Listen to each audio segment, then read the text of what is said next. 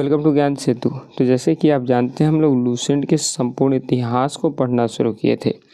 इस कड़ी में हमने शुरू किया था अध्याय 21 गुप्त साम्राज्य को, और पार्ट 2 लेक्चर में हम लोगों ने इसको कंप्लीट कर लिया। आज की लेक्चर पार्ट 3 है, जहां पर हम विगत वर्षों के प्रश्न पत्र को हल करने वाले हैं। इस चैप्टर से जो भी क्वेश्चन प्रीवियस ईयर में पूछे गए हैं उन सबको यहाँ पर हल करने वाले हैं। टोटल लेक्चर की बात करते हैं तो 44 नंबर की लेक्चर है। पिछले की 43 लेक्चर अगर आप लोगों ने नहीं देखी हैं तो जाकर के आप देख सकते हैं, पूरी प्ले लिस्ट में पड़ी हुई है। चलिए हम शुरू करते हैं अपने प्रैक्टिस सेशन को। तो हम आ चुके अपने पहले क्वेश्चन की तरफ आएंगे। पहला क्वेश्चन क्या बोल रहा है हमसे? पहला क्वेश्चन बोल रहा है गुप्त वंश का संस्थापक कौन था? तो आप जानते हैं गुप्त वंश का संस्थापक था श्रीगुप्त। तो कौन इसका राइट आंसर होगा? श्रीगुप्त। ऑप्शन बी इसकी राइट आंसर होंगी। नेक्स्ट क्वेश्चन है हमारी, गुप्त राजवंश किसके लिए प्रसिद्ध था? तो आप जानते हैं गुप्त एकमात्र ऐसा राजवंश था जो कला और साहित्य, आर्ट एंड कल्चर के लिए फेमस था। तो ये ऑप्शन नंबर ए होगा। तो आर्ट एंड कल्चर के लिए, कला और साहित्य के लिए फेमस था। ऑप्शन ए इसकी राइट आंसर होंगी। नेक्स्ट क्वेश्चन है, इतिहासकार बी स्मिथ ने किसकी विजयों से प्रभावित होकर उसे भारत का नेपोलियन कहा है?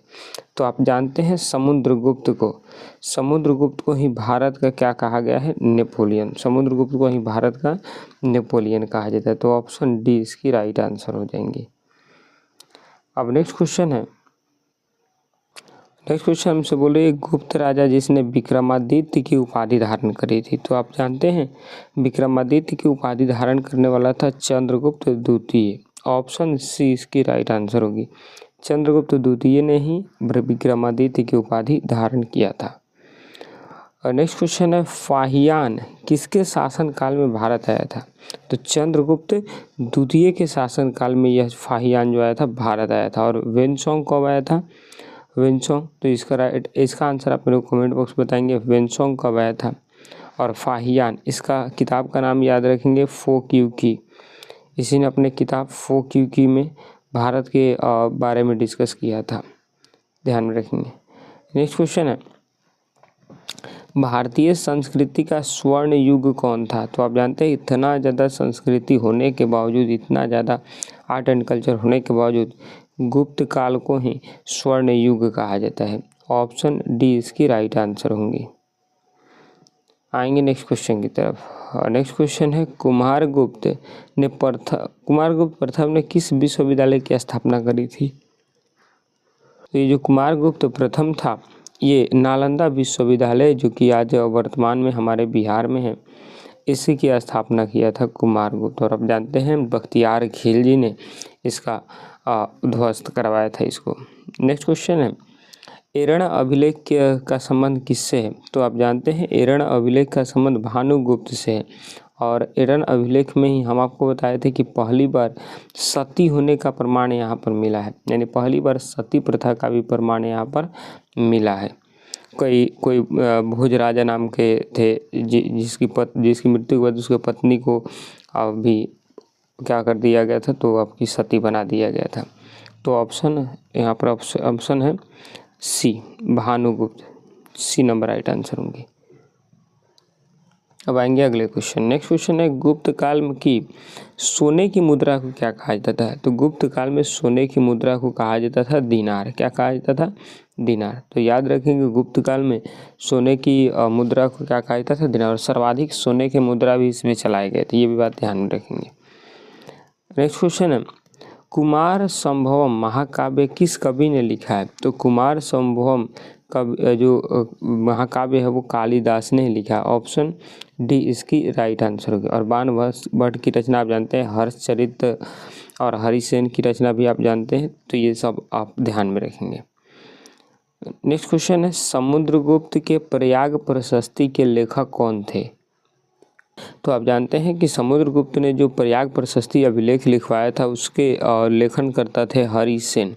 कौन? हरिसेन। ऑप्शन बी इसकी राइट आंसर होगी। आएंगे नेक्स्ट क्वेश्चन की तरफ। किस गुप्त शासक को कविराज भी कहा जाता है? तो कविराज समुद्रगुप्त को कहा जाता है, ये भी बात आप जानते हैं। ऑप्शन सी इसकी राइट आंसर होंगी।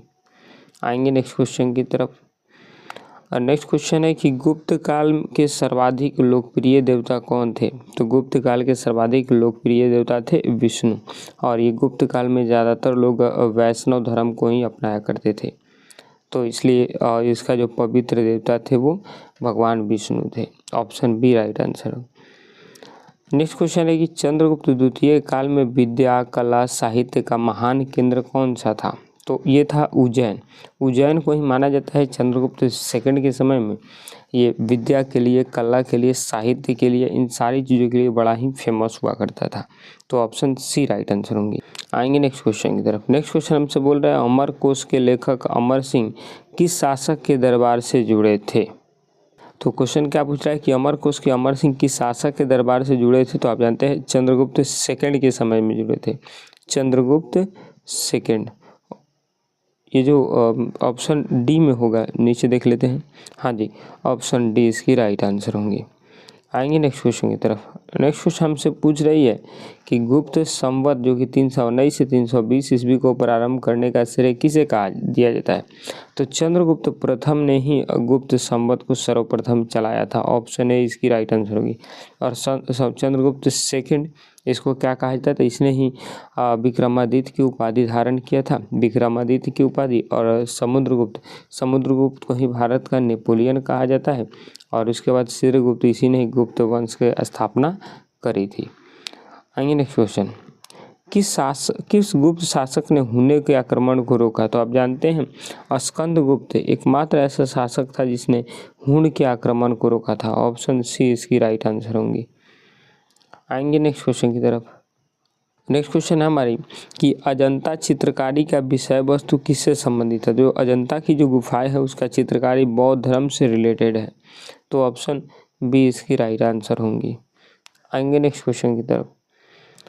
नेक्स्ट क्वेश्चन है कि गुप्त काल में उत्तर भारतीय व्यापार निम्नलिखित में से किस एक पतन से संचालित होता था? कौन से वो बंदरगाह था, कौन से ऐसे पोर्ट था जहाँ से उत्तर भारत का व्यापार प्रचलित होता था? तो ताम्रलिप्ति। ऑप्शन ए इसकी राइट आंसर होगी। यहाँ से ही उत्तर भारत में व्यापारिक कार्य हुआ करता था। नेक्स्ट क्वेश्चन है सती प्रथा का पहला उल्लेख कहाँ देखने को मिलता है? तो आपको बताए थे एरण अभिलेख, भानुगुप्त के एरण अभिलेख से पहली बार सती प्रथा का जो उल्लेख देखने को मिलता है। आएंगे अगले क्वेश्चन की तरफ। धन्वंतरी कौन थे? तो आप जानते हैं धन्वंतरी जो कि चंद्रगुप्त विक्रमादित्य के एक राजवैद्य थे। क्या थे? चंद्रगुप्त विक्रमादित्य के एक राजवैद्य। ऑप्शन बी इसकी राइट आंसर होंगी। आएंगे नेक्स्ट क्वेश्चन की तरफ। मंदिर निर्माण कला का जन्म सर्वप्रथम कब हुआ था? तो मंदिर निर्माण कला का जो जन्म है वो सर्वप्रथम गुप्त काल में हुआ था। कब हुआ था? गुप्त काल। ऑप्शन बी इसकी राइट आंसर होंगी। ऑप्शन बी जो है इसकी क्या है? राइट आंसर होंगी। आएंगे नेक्स्ट क्वेश्चन की तरफ। नेक्स्ट क्वेश्चन है कि गुप्त काल की राजकीय भाषा क्या हुआ करती थी? तो गुप्त काल की जो राजकीय भाषा थी वो संस्कृत हुआ करती थी। कौन सी? तो संस्कृत हुआ करती थी। ऑप्शन डी इसकी राइट आंसर होंगी। नेक्स्ट क्वेश्चन है कि गुप्त राजवंश के किस शासक ने सर्वप्रथम महाराजा धीराज की उपाधि धारण किया था? तो चंद्रगुप्त प्रथम ने ही सर्वप्रथम महाराजा धीराज की उपाधि धारण किया था। क्या? महाराजा धीराज की उपाधि। और कौन विक्रमादित्य की उपाधि धारण किया था? तो चंद्रगुप्त सेकंड था। आएंगे नेक्स्ट क्वेश्चन की तरफ। नेक्स्ट क्वेश्चन हमसे बोल रहा है कि गुप्त शासन के दौरान निम्नलिखित में से ऐसा व्यक्ति कौन था जो एक महान खगोल वैज्ञानिक और गणितज्ञ भी था? तो वो थे आर्यभट्ट। और आपको मालूम होगा कि आर्यभट्ट के बारे में बताया था आपको कि पृथ्वी जो घूम रही है उसका भी कारण इन्होंने बता दिया था अपने पुस्तक में। प्लस में सूर्य ग्रहण और चंद्र ग्रहण के भी कारणों को इन्होंने अपने पुस्तक में बता दिए थे। आएंगे नेक्स्ट क्वेश्चन। दिल्ली के मेहरौली स्थित लौह स्तंभ का निर्माण किस सदी में हुआ था? चतुर्थ सदी में, सप्तम सदी में, इसके बाद आपका तृतीय सदी में और द्वितीय सदी में। तो ये चतुर्थ सदी में हुआ था। इस बात को आप ध्यान में रखेंगे, चतुर्थ सदी में हुआ था। तो ऑप्शन बी इसकी राइट आंसर होंगी। आएंगे नेक्स्ट क्वेश्चन। स्कंदगुप्त को किस स्तंभ लेख में सक्रोपम कहा गया है? तो सक्रोपम कहा गया है ये कहोम स्तंभ लेख में। ऑप्शन ए इसकी राइट आंसर होगी, इसी में इसको सक्रोपम कहा गया है, तो ऑप्शन ए इसकी राइट आंसर। आएंगे नेक्स्ट क्वेश्चन की तरफ। नगरों का क्रमिक पतन किस काल की एक महत्वपूर्ण विशेषता थी? तो नगरों का जो पतन था वो किस काल की एक महत्वपूर्ण विशेषता थी? तो वो थी गुप्त काल की। क्योंकि लास्ट के नोट पॉइंट में हमने इस पॉइंट को पढ़ा था कि गुप्त काल में ही नगरों का एक क्रमिक पतन होना शुरू हुआ था। नेक्स्ट क्वेश्चन है, समुद्रगुप्त की सैनिक उपलब्धियों का वर्णन उसके किस अभिलेख में देखने को मिलता है? तो प्रयाग प्रशस्ति अभिलेख, ऑप्शन डी इसकी राइट आंसर होगी। इसमें इसको इसका अभिलेख देखने को मिलता है सैनिक उपलब्धियों के लिए। अब आएंगे नेक्स्ट क्वेश्चन की तरफ। शकों का उन्मूलन करने के कारण किस गुप्त शासक को शकारी कहा गया? तो आप जानते हैं चंद्रगुप्त सेकंड, जो कि आप जानते हैं चंद्रगुप्त प्रथम के बारे में मैंने आपको बताया, रामगुप्त के बारे में मैंने आपको बताया था कि रामगुप्त हुआ करता था, इसकी पत्नी का नाम था कुमार देवी। और एक बार जब हुनों का आक्रमण हुआ तो इसी ने अपने पत्नी को उसको देने के लिए राजी हो गया, परंतु चंद्रगुप्त सेकंड ने सभी को मिलकर के हराया और अंत में कुमारगुप्त से विवाह कर लिया। और ये कुमारगुप्त बोले कुमार देवी थी, कुमार देवी, सॉरी फॉर दैट, ध्यान में रखेंगे। नेक्स्ट क्वेश्चन है, गुप्त शासकों द्वारा जारी किए गए चांदी के सिक्के क्या कहलाते थे? तो ये कहलाते थे रूपण। तो चांदी के सिक्के रूपण कहलाते थे और सोने के सिक्के दीनार कहलाते थे। नेक्स्ट क्वेश्चन है, कालिदास की किस कृति की गिनती विश्व की 100 प्रसिद्ध साहित्यों में होती है? तो ये है अभिज्ञान शाकुंतलम। बड़ा ही इम्पोर्टेंट पुस्तक है, विश्व कहा जाता है कि टॉप 100 पुस्तकों में एक नाम अभिज्ञान शाकुंतलम का भी आता है। नेक्स्ट क्वेश्चन है कि मेहरौली स्थित स्तंभ लेख किस शासक से संबंधित है? तो मेहरौली स्थित जो स्तंभ अभिलेख है वो चंद्रगुप्त सेकंड से संबंधित है, ऑप्शन ए इसकी राइट आंसर होंगी। आएंगे नेक्स्ट क्वेश्चन की तरफ। नेक्स्ट क्वेश्चन है, किस गुप्त शासक ने दक्षिणापथ में 12 राज्यों पर धर्म विजय प्राप्त करा था? तो कहा जाता है समुद्रगुप्त, जिसने दक्षिणापथ के 12 राज्यों पर, और आप मेरे को कमेंट बॉक्स में आंसर देंगे कि उत्तरापथ में कितने राज्यों पर आक्रमण किया था। नेक्स्ट क्वेश्चन है कि पंचतंत्र के लेखक कौन है? तो पंचतंत्र के लेखक है विष्णु शर्मा, ऑप्शन बी इसकी राइट आंसर होंगी। आएंगे नेक्स्ट क्वेश्चन, बाल विवाह प्रथा का आरंभ कब से हुआ था? तो गुप्त काल से ही बाल विवाह प्रथा का आरंभ हुआ था, ऑप्शन सी इसकी राइट आंसर होंगी। आएंगे 37 नंबर की क्वेश्चन पर। गुप्त काल में भू राजस्व की दर क्या थी? उपज का चौथा भाग, छठा भाग, या फिर आपका 8वां भाग, या फिर आधा भाग? तो आप जानते हैं छठा भाग इसका था, 1/6 ये लोग कर लेते थे। नेक्स्ट क्वेश्चन है कि अजंता की गुफाओं में किन गुफाओं का निर्माण गुप्त काल में हुआ है? तो 16, 17 और 19 आपको बताया था ये गुप्त काल से संबंधित है, 16, 17 और 19। अब आएंगे नेक्स्ट क्वेश्चन, गुप्त काल के किस शासक को लिच्छवी दौहित्र कहा जाता है? लिच्छवी का पौत्र कहा जाता है, दौहित्र मतलब नाती कहा जाता है, तो ये समुद्रगुप्त को कहा जाता है, ऑप्शन डी इसकी राइट आंसर होंगी। आएंगे नेक्स्ट क्वेश्चन की तरफ, 1 मिनट। नेक्स्ट क्वेश्चन और आज की लास्ट क्वेश्चन है हमारी, मृक्ष कटिका में मिट्टी की छोड़ी गई गाड़ी के लेखक कौन थे? तो आप जानते हैं इसके लेखक थे सुदरक जी, और इसी में एक प्रेम की कहानी बताई गई है। आपको याद होगा, एक गरीब की प्रेम कहानी आपको बताए थे, एक बार पढ़ लीजिएगा, क्लियर हो जाएंगी। तो बस ये चीज़ें रही पूरी की पूरी एक प्रैक्टिस बढ़िया वाला।